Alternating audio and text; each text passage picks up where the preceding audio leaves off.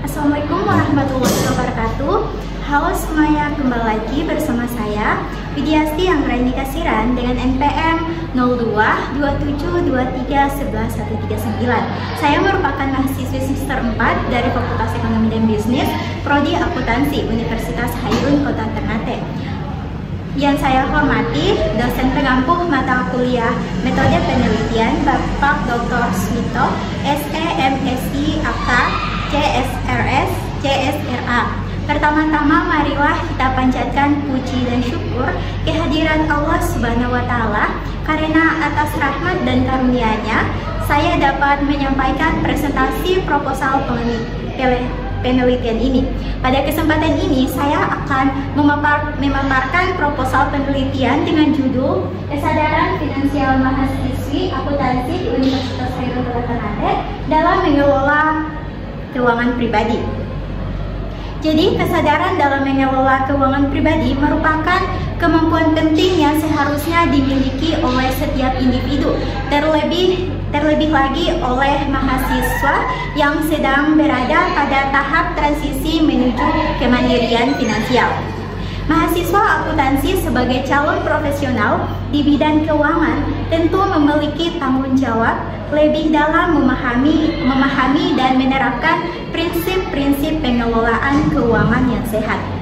Namun demikian, realitas di lapangan seringkali menunjukkan bahwa tidak semua mahasiswa akuntansi memiliki kesadaran dan keterampilan yang memadai dalam mengatur keuangan pribadinya.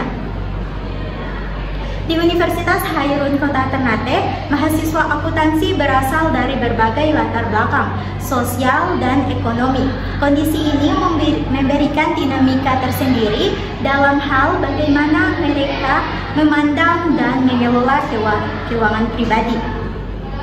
Sebagai mahasiswa, mungkin terbiasa hidup dengan dana terbatas, sementara yang lain memperoleh dukungan finansial yang lebih stabil dari keluarga. Jadi teman-teman, faktor-faktor seperti pengetahuan finansial, pengaruh lingkungan, serta kebiasaan hidup sehari-hari turut membentuk tingkat kesadaran mahasiswa dalam mengelola keuangan mereka. Penelitian ini penting karena bertujuan untuk mengeksplorasi sejauh mana mahasiswa akuntansi Unhair menyadari pentingnya pengelolaan keuangan pribadi serta bagaimana mereka menerapkannya dalam kehidupan sehari-hari. Hasil penelitian ini diharapkan dapat memberikan gambaran mengenai tingkat kesadaran finansial mahasiswa, mengidentifikasi faktor-faktor yang memengaruhinya, serta memberikan masukan bagi pengembangan produk pembelajaran atau pelatihan literasi keuangan di lingkungan kampus. Nah, jadi teman-teman, selanjutnya yaitu latar belakang. Kesadaran finansial atau biasa disebut dengan financial awareness merupakan kemampuan individu dalam memahami konsep-konsep dasar keuangan serta menerapkannya dalam kehidupan sehari-hari untuk mencapai tujuan keuangan jangka panjang. Keuangan jangka pendek maupun jangka panjang di tengah kondisi ekonomi yang dinamis dan kemudahan akses terhadap produk-produk keuangan digital seperti dompet digital dan pinjaman online. Kemampuan mengelola keuangan pribadi menjadi semakin penting, terutama bagi kalangan muda seperti mahasiswa. Jadi teman-teman, mahasiswa akuntansi secara akademis telah dibekali dengan pengetahuan mengenai dasar-dasar akuntansi, dasar-dasar keuangan, akuntansi dan perencanaan keuangan.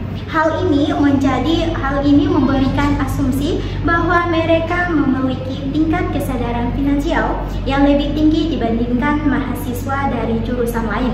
Namun, temuan dari beberapa penelitian menunjukkan hasil yang beragam dan bahkan kontradiktif. Misalnya, penelitian oleh Lusardi dan Michelle pada tahun 2014 menegaskan pentingnya literasi keuangan sejak dini untuk mendukung keputusan keuangan yang sehat untuk mencapai kesejahteraan dalam kehidupannya. Mahasiswa harus bekerja dan mengelola pendapatannya sebaik mungkin. Untuk dapat mengelola pendapatannya dengan baik, mereka harus memiliki pengetahuan keuangan yang lebih luas, mendalam. Terdapat beberapa faktor yang memengaruhi keuangan pribadi mahasiswa. Salah satunya yaitu kesadaran diri pada keuangan. Yang kedua, literasi keuangan. Yang ketiga, financial pedagogy. Yang keempat, financial self-evaluation. Teman-teman, selanjutnya yaitu fokus penelitian. Penelitian ini difokuskan pada pemahaman mendalam kesadaran finansial mahasiswa akuntansi dalam mengelola keuangan pribadi. Bagaimana mereka memaknai, bentuk, dan mengidentifikasikan kesadaran finansial dalam kehidupan sehari-hari. Penelitian ini juga akan mengeksplorasi faktor-faktor sosial budaya dan teknologi yang memengaruhi pola pikir dan perilaku keuangan mahasiswa dengan pendekatan kualitatif fenomenologis. Teman-teman, selanjutnya kita masuk ke tujuan penelitian. Nah, tujuan penelitian di sini yang pertama, menggali dan memahami bagaimana mahasiswa akuntansi memaknai konsep kesadaran finansial dalam konteks kehidupan pribadi. Yang kedua, yaitu mengidentifikasi bentuk-bentuk perilaku finansial mahasiswa akuntansi dalam mengelola keuangannya. Yang ketiga, yaitu menganalisis faktor-faktor internal dan eksternal seperti keluarga, teman sebaya, gaya hidup, dan penggunaan teknologi finansial yang memengaruhi kesadaran finansial mahasiswa. Dan yang keempat, yaitu menyediakan pemahaman yang lebih dalam mengenai kesejahteraan antara pengetahuan keuangan secara teoritis dengan praktik manajemen keuangan dalam kehidupan sehari-hari. Selanjutnya yaitu manfaat penelitian. 1. Manfaat teoritis. Penelitian ini diharapkan dapat memberikan kontribusi pada pengembangan ilmu pengetahuan di bidang akuntansi dan keuangan, khususnya dalam memahami kesadaran finansial dari perspektif kualitatif yang belum banyak dikaji secara mendalam di Indonesia. Yang kedua, manfaat praktis. Bagi mahasiswa, penelitian ini dapat meningkatkan refleksi diri terhadap perilaku finansial mereka serta memberikan inspirasi dalam membangun kesadaran finansial yang lebih baik, keuangan yang lebih konseptual, sesuai dengan realitas dan tantangan yang dihadapi mahasiswa. Yang ketiga yaitu bagi peneliti. Selanjutnya, studi ini dapat menjadi pinjakan awal atau rujukan dalam pengembangan penelitian kualitatif serupa di bidang keuangan dan perilaku mahasiswa. Nah, jadi teman-teman, selanjutnya yaitu tinjauan pusaka landasan teori. Yang pertama, teori perilaku keuangan atau behavioral financial theory. Teori ini menjelaskan bahwa keputusan finansial tidak selalu rasional, melainkan sering dipengaruhi oleh faktor fisiologi dan sosial seperti bias kognitif, emosi, serta pengaruh lingkungan. Dalam konteks memahami keputusan finansial seringkali ditentukan oleh gaya hidup, tekanan teman sebaya, dan keinginan untuk mengikuti tren yang berdampak pada praktik pengelolaan keuangan mereka. Yang kedua yaitu teori kesadaran finansial. Jadi teman-teman, teori kesadaran finansial ini mencerminkan sejauh mana individu memahami dan menyadari pentingnya mengelola keuangan pribadi, termaksud dalam membentuk keputusan yang tepat terkait pendapatan, pengeluaran, tabungan, inflasi, dan hutang. Menurut Hogarth dan Beverly pada tahun 2003, kesadaran finansial mencakup aspek kognitif atau pengetahuan, efektif, sikap, dan nilai, dan perilaku aplikasi nyata dalam kehidupan. Teori ini menjadi landasan utama dalam menggali makna subjek mahasiswa terhadap keuangan mereka. Kesadaran finansial merupakan kunci penting dalam memastikan kesejahteraan finansial individu, keluarga, dan masyarakat secara keseluruhan. Dengan meningkatnya kompleksitas pasar keuangan, perubahan dalam pola konsumsi, dan tantangan ekonomi global. Kesadaran finansial menjadi semakin penting bagi individu untuk mengelola keuangan mereka. Keuangan mereka dengan baik, merancangkan masa depan mereka, dan mencapai tujuan keuangan jangka panjang. Nah, yang ketiga yaitu teori self-efficacy. Teori ini keyakinan diri terhadap kemampuan dalam mengelola keuangan pribadi berpengaruh terhadap sikap dan perilaku keuangan mahasiswa dengan tingkat finansial self-efficacy yang tinggi cenderung merasa lebih mampu mengatur anggaran, menabung, serta membuat keputusan keuangan yang lebih tepat. Ini sangat relevan untuk melihat bagaimana kepercayaan diri terbentuk dan berpengaruh dalam praktik keuangan mahasiswa. Yang keempat yaitu teori difusi inovasi. Teori inovasi difusi atau disingkat dengan IDT ditemukan oleh Roger pada tahun 2003. Adalah dua teori adopsi inovasi utama telah diterapkan pada adopsi teknologi, studi secara umum, serta studi yang berfokus pada adopsi layanan seluler pada Chong et al. Pada tahun 2012.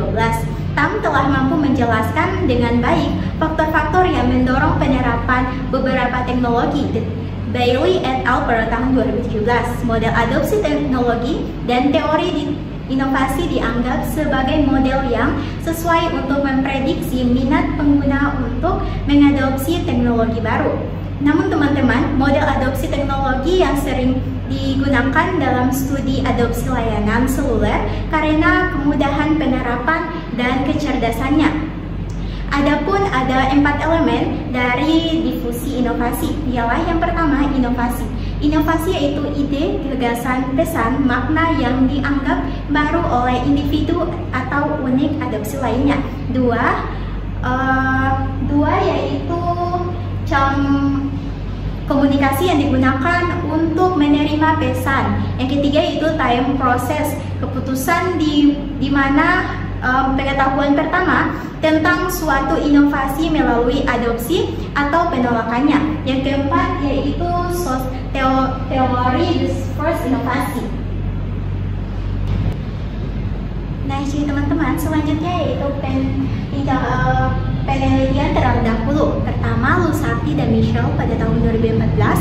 Studi ini menekankan pentingnya literasi keuangan sebagai dasar untuk finansial. Mereka ditemukan bahwa literasi keuangan memengaruhi perilaku keuangan secara signifikan. Pendekatan yang digunakan bersifat kuantitatif. Yang kedua yaitu Hilgard dan Hogarth dan Beverly pada tahun 2003. Penelitian ini menunjukkan bahwa kesadaran finansial tidak hanya ditentukan oleh pengetahuan tetapi juga oleh sikap dan motivasi individu.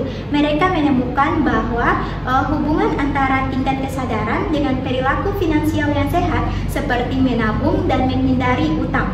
Yang ketiga yaitu Parabati dan Irianto pada tahun 2020. Penelitian terhadap mahasiswa akuntansi di Indonesia menemukan bahwa kesenjangan antara teori dari praktik dalam pengelolaan keuangan mereka. Meskipun mereka memiliki bekal akademik di bidang keuangan, masih banyak yang kesulitan mengimplementasikannya. Yang keempat yaitu Amalia pada tahun 2021. Penelitian ini menunjukkan bahwa mahasiswa dengan literasi keuangan yang tinggi lebih mampu mengendalikan perilaku konsumtif mereka.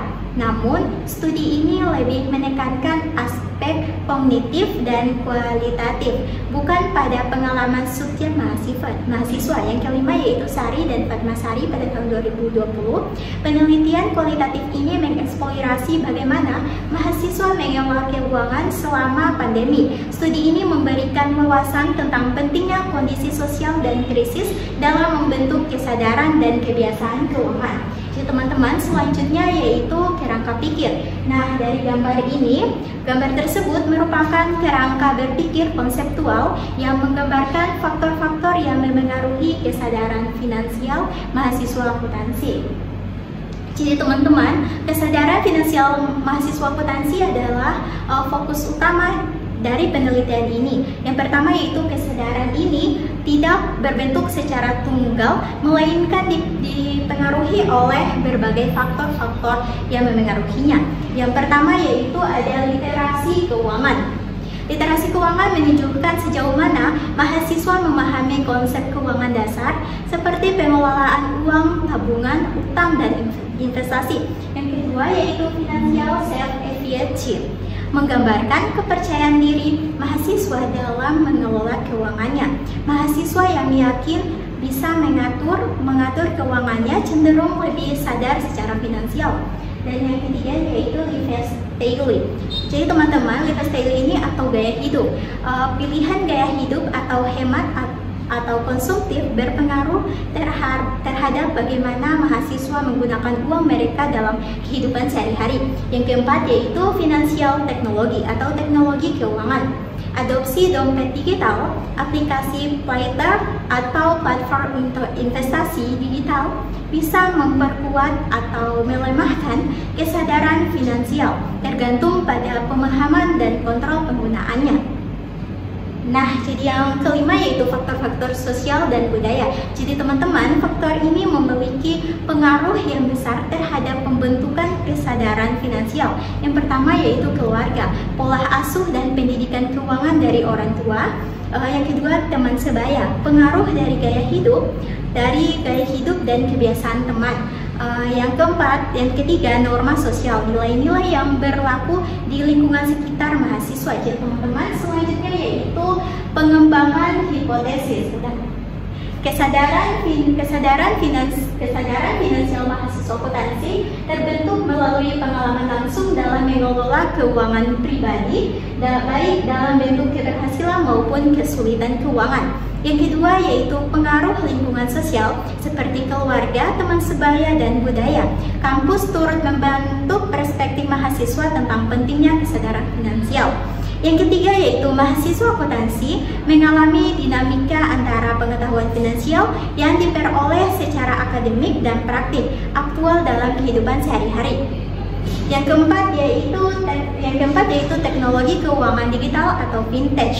Jadi teman-teman berperan sebagai media baru yang memengaruhi kesadaran finansial mahasiswa, namun adopsinya dipengaruhi oleh faktor inovasi, kemudahan akses, serta pengaruh teman sebaya. Dan yang kelima yaitu keputusan finansial.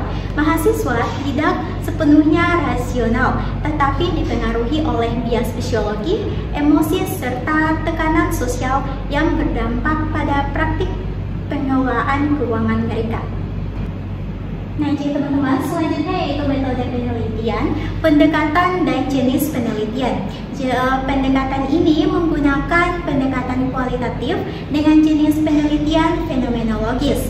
Pendekatan ini dipilih karena bertujuan untuk memahami dan menggali secara mendalam pengalaman subjektif mahasiswa akuntansi dalam menyadari dan mengelola keuangan pribadinya.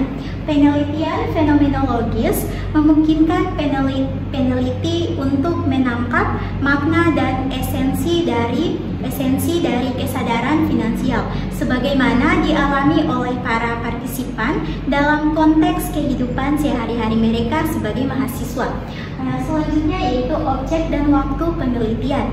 Penelitian ini dilakukan di program studi akuntansi Fakultas Ekonomi dan Bisnis Universitas Hairun yang berlokasi di kota Ternate. Waktu pelaksanaannya, penelitian direncanakan pada bulan Mei hingga pada Juli. Mencakup tahap pengumpulan data, transkripsi, analisis, dan penyusunan laporan hasil penelitian. Selanjutnya yaitu populasi dan sampel penelitian. Jadi teman-teman, populasi dalam penelitian ini adalah seluruh mahasiswa aktif program studi akuntansi Fakultas Ekonomi dan Bisnis Universitas Hairun Kota Ternate. Meskipun penelitian kualitatif tidak mengutamakan generalisasi populasi, tetapi populasi ini penting sebagai acuan dalam menentukan subjek yang relevan untuk diwawancarai berdasarkan pengalaman yang sesuai dengan fenomena yang diteliti. Penelitian ini menggunakan teknik post sampling, yaitu teknik pengambilan sampel secara sengaja dengan mempertimbangkan kriteria tertentu yang relevan dengan fokus penelitian. Pemilihan partisipan dilakukan berdasarkan kesesuaian pengalaman mereka dengan topik kesadaran dalam mengelola keuangan pribadi. Di sini ada jenis dan sumber data. Yang pertama, data primer, data utama yang diperoleh langsung dari wawancara mendalam dengan mahasiswa yang menjadi partisipan penelitian. Data ini akan memberikan gambaran yang mendalam tentang pengalaman dan pandangan mahasiswa terhadap pengelolaan keuangan pribadi mereka. Yang kedua yaitu ada data sekunder. Jadi teman-teman, data ini ditambahkan yang diperoleh dari dokumen atau referensi lain yang relevan dengan topik penelitian seperti artikel ilmiah, buku, laporan penelitian terdahulu, serta data statistik terkait literasi. Selanjutnya yaitu teknik pengumpulan data.